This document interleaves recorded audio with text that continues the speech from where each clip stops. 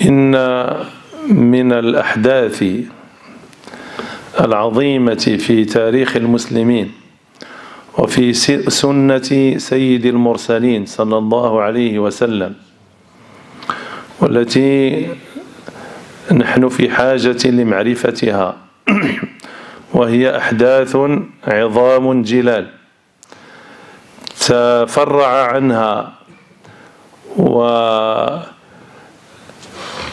وأنتجت مجموعة من الأمور المهمة في حياة المسلم. أنتجت وعيا ومعرفة وعلما، وأنتجت عملا وحضارة وتقدما ورقيا. أنتجت علماء جابوا الدنيا بعلمهم وتقواهم وأخلاقهم. فهذه الأحداث تحدثنا قبل على حدثين عظيمين، وهما يوم أن وقف الإنسان أمام ربه سبحانه وتعالى معترفا له بالألوهية والربوبية، مذعنا له، معترفا بذله وفقره أمام القوي العزيز سبحانه وتعالى. وحادثة شق صدر النبي صلى الله عليه وسلم، التي هي عنوان عن طهارة القلوب وتجديدها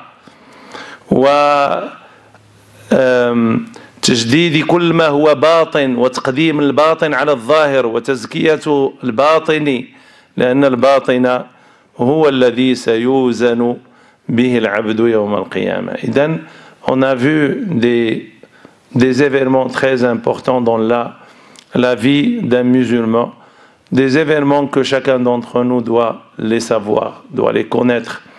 On connaît beaucoup de choses, mais on a énormément d'ignorance quand ça concerne les fondamentaux dans cette religion. On a énormément de manque quand ça relève à tout ce qui va nous permettre d'aller au paradis, et on ne doit pas être inattentif par rapport à un savoir de telle importance. Enfin, on a vu que Allah subhanahu wa ta'ala, il a pris un engagement de chacun d'entre nous, des êtres humains, afin d'avouer d'être un serviteur d'Allah subhanahu wa ta'ala et de suivre le chemin d'Allah subhanahu wa ta'ala, et d'être parmi ceux qui ont déjà connu, ceux qui ont déjà admis qu'il y a un créateur, qu'il mérite d'être adoré. Et le deuxième événement, c'est quand le prophète sallallahu alayhi wa sallam, on a ouvert sa poitrine pour la laver et pour la purifier, et on a dit que dans cette religion, toujours le changement vient de l'intérieur, pas de l'extérieur. Il vient du fond. On ne traite pas les conséquences, mais on traite les vrais problèmes. On traite les problèmes du fond. Mais quand on veut savoir pourquoi on a tendance à aller amener un jeune de 20 ans, de 18 ans, de 22 ans, de l'amener à la mosquée, pourquoi ne pas l'amener dès le jeune âge? Comme ça, il va s'habituer, il va être là, au lieu d'aller le chercher partout.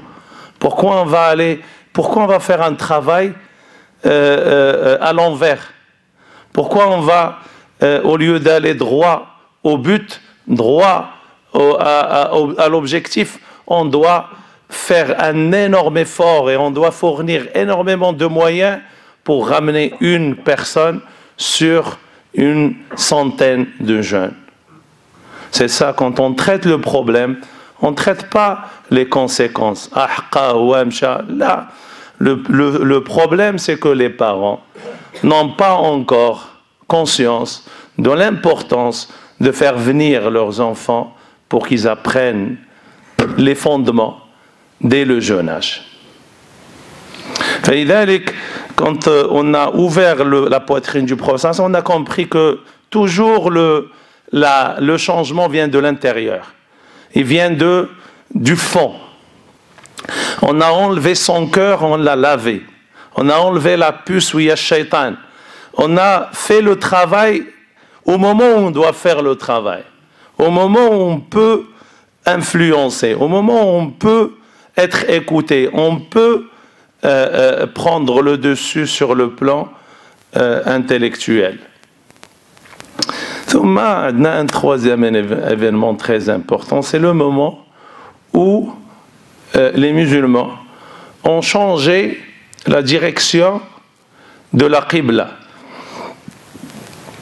النبي صلى الله عليه وسلم لما كان في مكة كان يصلي إلى بيت المقدس وكان إذا صلى يأخذ بيت المقدس في الكعبة في وجهته وبيت المقدس في الوجهة الأخرى فكان يصلي للقبلتين ولكن فقها يعني par intelligence au lieu de faire la prière directement vers يعني بيت المقدس اللي هو Jérusalem اللي كيقولوا لها دابا au lieu de faire la prière directement il prenait la Kaaba ثم dans la même direction de Bayt al-Maqdis. فالله سبحانه وتعالى لاحظ وعلم من النبي صلى الله عليه وسلم ظاهرا وباطنا شافوا بأنه الداخل باغي يصلي الكعبة بحال القبلة نتاع إبراهيم عليه الصلاة والسلام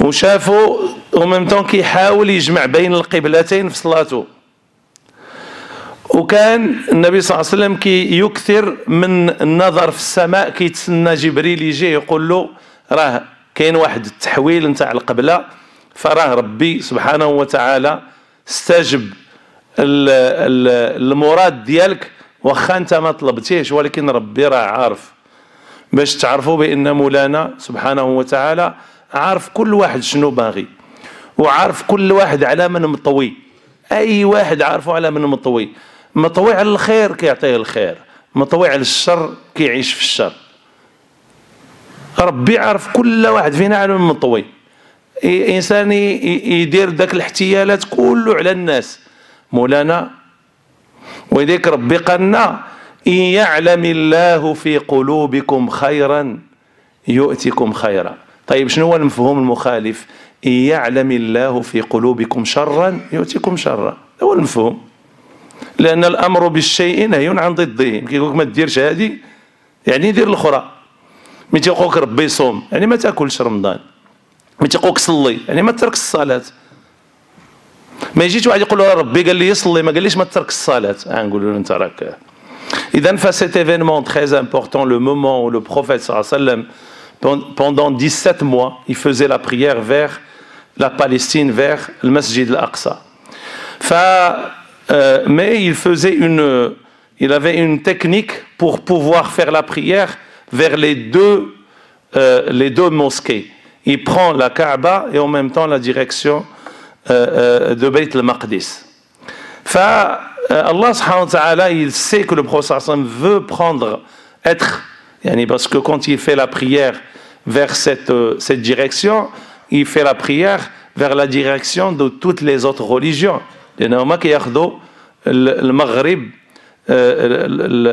المغرب نتاع الشمس قبلة بخلاف المسلمين كياخذوا المشرق كقبلة فهو كان باغي يقبل القبلة بوحده تكون exclusive pour les musulmans.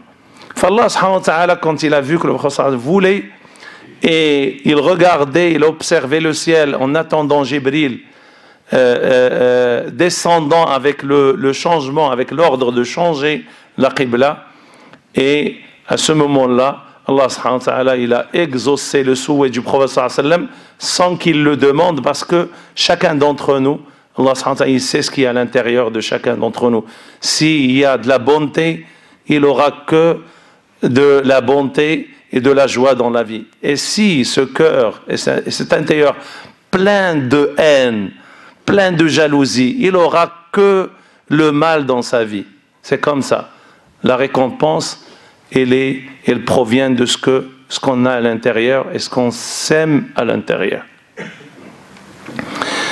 فهذا هو الحدث. الله سبحانه وتعالى أرخ لهذا الحدث في القرآن. Il l'a cité dans le Coran. Ce Coran dont on n'a pas besoin, dont on ne fait pas attention, dont on ne le lit pas. En gauche, de temps en temps, on ne le lit pas. Ce Coran qu'on n'apprend pas, qu'on n'enseigne pas à nos enfants, qu'on n'entend jamais du Coran dans les maisons. C'est des maisons qui sont des cimetières. C'est des maisons où il y a des gens morts avant d'aller dans une tombe. البيت الذي لا يقرأ فيه القرآن كالبيت الخريب. Une maison, une demeure où on n'entend pas la parole d'Allah subhanahu wa ta'ala, c'est une maison abandonnée. تعرفوا les maisons هذول اللي مخربين كتدوز حدا كتلقى. طيب la maison abandonnée, elle est habitée par qui? Par shayatin. شكون اللي كيجلس في الديور المهجورة من غير الشياطين؟ Et on entend des gens venir chez le faqih pour leur faire quelque chose pour l'apaisement. Le faqih brasso ma كراش اللي يدير له يتابيزا. Lui aussi il a besoin de quelque chose pour être apaisé.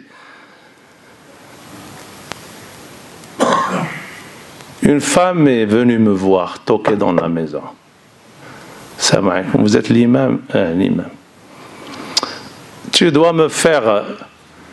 m'écrire, je ne sais pas quoi, parce que je suis envoyé par une autre femme et son enfant, il a des problèmes. Et quand on lui fait ça, il est apaisé. Je suis imam, je ne connais pas ça. Tu es sûr? Tu n'es pas un faqih. Imam. Faqih, c'est un autre degré. Je n'ai pas les compétences pour être faqih. Je suis un imam.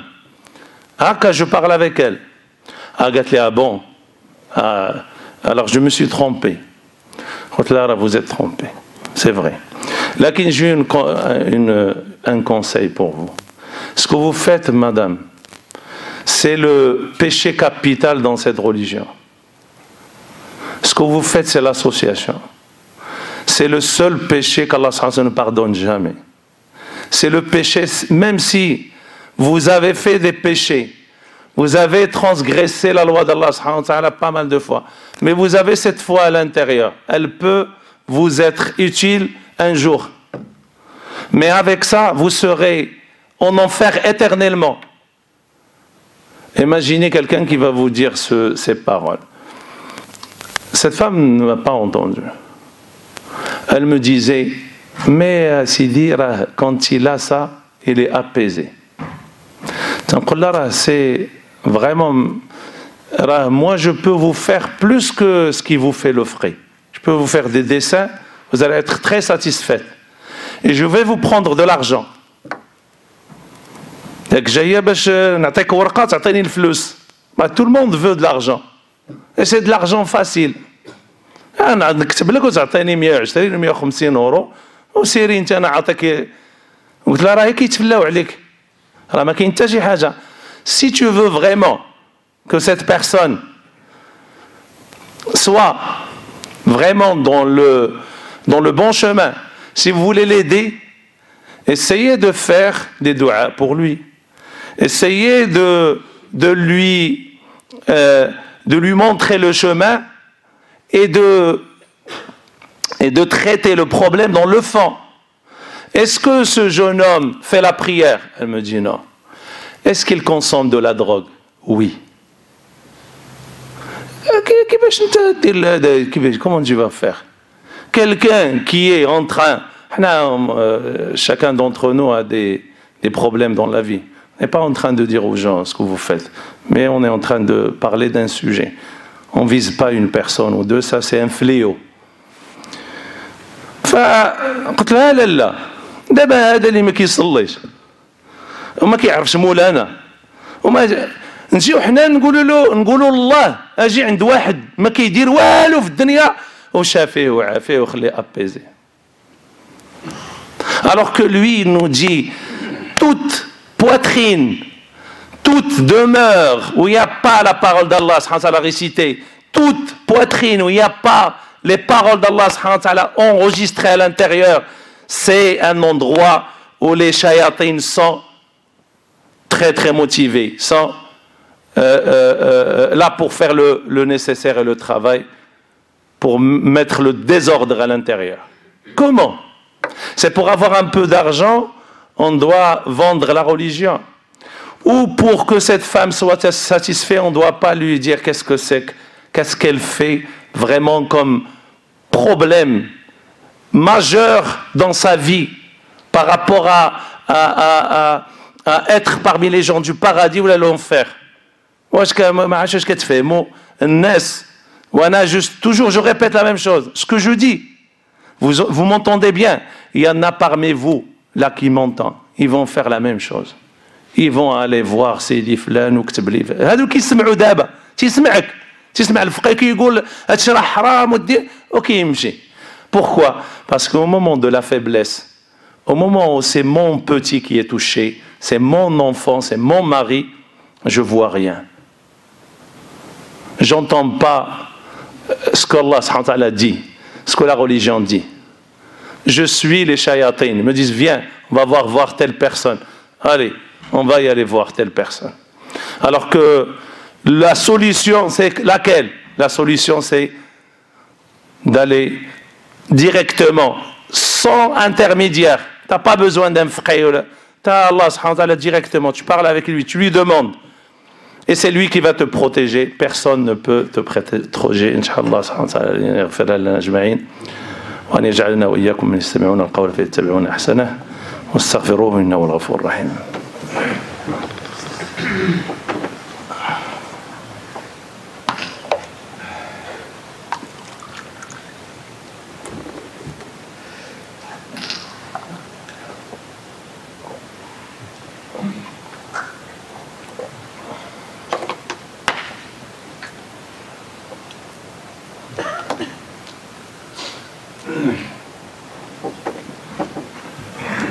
الحمد لله رب العالمين والصلاة والسلام على أشرف المرسلين سيدنا محمد وعلى آله وصحابته الغر الميامين وعلى من تبعهم بإحسان إلى يوم الدين. أما بعد، فلما تغيرت القبلة أنزل الله سبحانه وتعالى آيات تتلى إلى يوم القيامة ليعتبر بها الناس كلما مروا عليها. À chaque fois quand on passe par ce passage dans le Coran, on a tout ça quand on se rappelle de cet événement très important dans la vie de l'islam. C'est le changement de la qibla, de la direction de la prière. ربنا سبحانه وتعالى قال في كتابه العزيز سيقول السفهاء من الناس ما ولاهم عن قبلتهم التي كانوا عليها قل لله المشرق والمغرب يهدي من يشاء إلى صراط مستقيم وكذلك جعلناكم أمة وسطا لتكونوا شهداء على الناس ويكون الرسول عليكم شهيدا وما جعلنا القبلة التي كنت عليها إلا لنعلم من يتبع الرسول ممن ينقلب على عقبيه وإن كانت لكبيرة إلا على الذين هدى الله وما كان الله ليضيع إيمانكم إن الله بالناس لرؤوف رحيم. نزلت هذه الآيات. Tous ces versets, c'est pour cet événement. Elle traite le premier problème. C'est que beaucoup de gens vont dire, mais pourquoi ces gens-là, à chaque fois, ils changent dans leur religion? Ils priaient dans une direction et maintenant ils prennent une autre direction. Ça veut dire que c'est des gens qui n'ont pas une vraie religion. Une religion qui change chaque jour, ce n'est pas une religion. C'est pour cela que cette religion, elle a des fondements. Elle a une foi qui ne change jamais. Elle a des piliers de la foi, piliers de l'islam. Ces piliers, c'est eux qui font perdurer l'existence de cette religion. Et nous, comme musulmans, on ne voit pas de la même vision. Pour nous, le changement de la Qibla, se diriger vers le Kaaba, se diriger vers un autre endroit, se tromper de la Qibla, tout ça, ce n'est pas très très important par rapport à l'obéissance aux ordres d'Allah subhanahu wa ta'ala. ولذلك عمر رضي الله عنه كان تيحج يفزي le pèlerinage. وتعرفوا في الحج كنبوسوا كنقبلوا الحجر الأسود, la pierre noire, si on peut, on l'embrasse. وهو دايز والناس كتشوف فيه, c'est le calife qui fait le pèlerinage, les gens le voient, le visionnent, le regardent. Et au moment où il doit embrasser le hajar, il parlait avec le